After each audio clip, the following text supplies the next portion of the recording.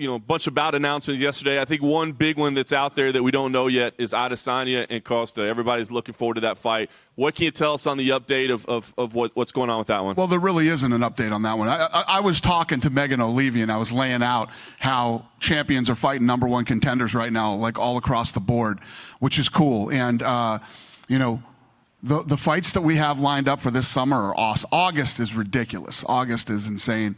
And then you know how that usually works out as we end the year going into the fall.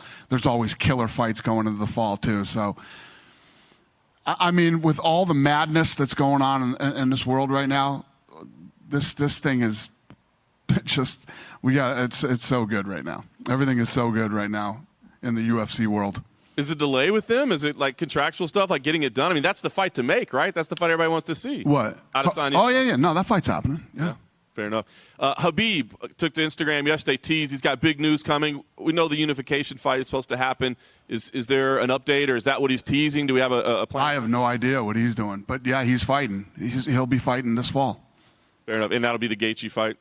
Yes. Absolutely. And last one I wanted to ask you was John Jones. It's been a couple weeks since he kind of said he wanted to give up the belt. Have you guys made a decision on what you want to do at 205, what the direction is at 205 right now? No. Nothing yet. Earlier this week, we saw another MMA promotion made layoffs to their staff. No one wants to see people laid off, but does that make you feel vindicated about how hard this actually is and how people aren't giving you enough? No. I know how hard this is. Believe me.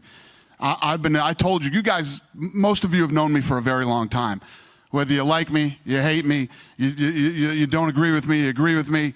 When I come out and tell you something's the hardest thing that I've ever done, this is the hardest thing I've ever done. And there were a lot of powerful forces battling against us for it not to happen. And I don't wish that on anybody. I know everybody, thinks that I hate all these. I don't hate all these other groups. All these other groups need to survive for this thing to work for everybody. And, people getting laid off and losing their jobs. No, I don't wish that on anybody, ever. This is somewhat of a depressing question, but the COVID numbers are sort of going up across the country. Do you guys have a contingency in plan if there's another lockdown later this year? Yeah, I told you guys going into this thing, I'm always thinking about what's next. And one of the frustrating parts about this whole thing is, 4 months, I keep telling the story. I was telling it again this morning. 4 months ago, I could have told you anything about this business, where we were going, what was going to happen. I don't know. I don't know now. So all I do is sit around and strategize and try to plan. And I'm planning for a second shutdown, that it will happen again. I'm always thinking about the worst. What's the worst thing that it's like when you hear these guys talking about when they train, they like to put themselves in the worst positions they could possibly be in. That's how I look at this business too. What is the worst position we could possibly be in? And my number one goal is always, I don't want to lay off any of my employees, and I don't want fighters sitting inactive and not being able to compete. And when you're a professional athlete, you have a very small window of opportunity, a very limited amount of time. We get into all this money and the stuff that's going on right now. Everybody acts like this is a career. This isn't a career. This is not a career. This is an opportunity. Anything can happen in any given moment. Knee can blow out. You're back. You're this. You're that. COVID-19. Who the hell knows what is coming down the pipeline?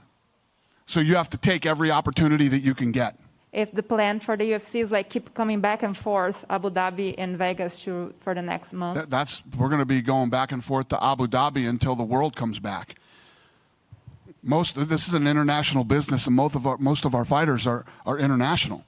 And we have to put on so many international fights, or I'll end up smoking all the U.S. talent like that, and we wouldn't be able to put on any events. We're going to be going back and forth to Abu Dhabi, I'm assuming, for a very long time. And I spoke to Amanda Nunes last week, and she said that she was contemplating a retirement, That's not true. That's not what I heard. That's not what I heard. I heard that she was just saying, I've achieved everything. I've done this, I've done that. That she's not really contemplating retirement. She's saying, what's next for me? Well, I did like a 1-hour interview. Well, you would know better because there's definitely no language barrier between you two. So yeah, maybe the language barrier is between me and her. I just want to explain, like, she was saying that, she already achieved everything in her life, that she doesn't see, like, challenges right now. And she was happy with the UFC financially. It was nothing about money as well. It seems like is a place where she is right now because of her family. The thing that makes me laugh is when people say, "Oh, I'm pissed off about financially, whatever," I'm going to retire. Do you guys not get pissed off at work? I'm sure you guys get pissed off at work a lot. Are you going to retire? Yeah, no. Why? Money. You can't retire. These guys can retire. She can retire. A lot of these guys can retire. I hope she doesn't. She's one of my favorite people ever. And coming off the performance that she just put on, I think that the beautiful thing was she came out of the Durandame fight, and everybody was like, "Oh, she looked human, this, that." All the critics were all over. She fought arguably the best female striker of all time, beat her, and she looked human in that fight. Then she came out and put a statement on her last performance. She looked incredible and put on an absolute clinic against one of the toughest women I've ever seen in my life. And after a performance like that, I would hate to think that she would want to retire. But, if that's true and that's where she's at right now, then she probably should. I was just curious to see, like, if you talk to her and if you are planning on talking to her soon. Yeah. I love that girl. I'm sure we'll talk about it, and we'll. Can you talk about Jose Aldo and Peter Yan fighting for the bantamweight title? A lot of people were criticizing Aldo because he's coming from a loss. Yeah. Well, I mean, I've pretty much said a million times how I feel about that. A lot of people thought he won the fight. Jose Aldo's one of the tough. That's the kid that Cejudo wanted. Cejudo, that he was next in line for the title shot. How do we go back now and tell him Cejudo retired, so you don't get the fight? And if people disagree with that fight, my point of view on that. Don't watch it. Don't watch the fight if you don't like it. Aldo's been around forever. The guy's a warrior. And to say that Aldo doesn't deserve anything is ridiculous. What does it represent to him, though, if he gets, a second belt at this point in his career? What does that mean to him? It's huge. I mean, I guess everybody would be wrong then, wouldn't they, that he didn't deserve the title shot. So, if he goes in and gets absolutely dominated and it's a one-sided fight and Aldo gets destroyed, then they were right and we were wrong, and, it happens. We also have Gilbert Burns fighting for the title against Kamaru Usman.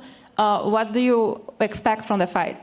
I expect that fight to listen. I've become an Usman fan. You guys remember when Usman came out and gave that was 30% tonight or whatever percentage he said, and I went off on him that night.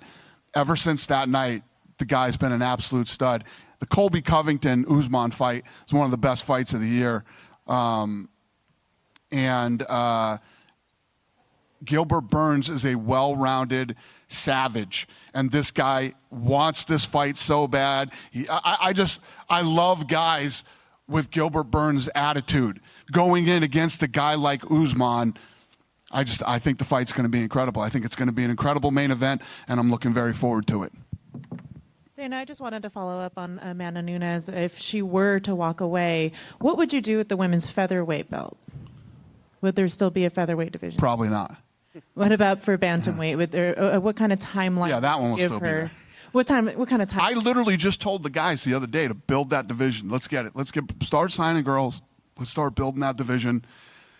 And now my girl's talking about retirement. So apparently we got to get on the same page and figure this thing out. How long would you give Amanda to work things out before you decided to? She can do whatever she wants to do. She's the queen. She can do whatever she wants. She's got nothing. She's having like I just said, she's having a baby. She's got all these great things going on in her life right now, personally.